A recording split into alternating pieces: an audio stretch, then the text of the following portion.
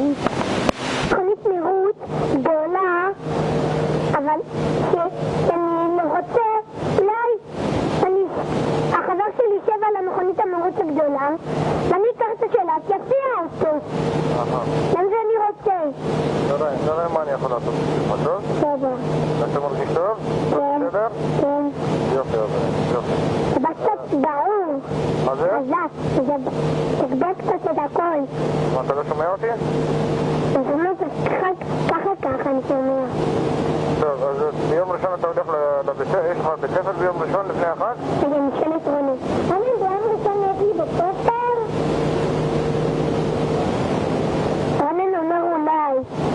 טוב, אני אברר, לבקר אותך. מתי שיהיה לך בית ספר, אני אבוא לבקר אותך. בסדר רבה? בסדר.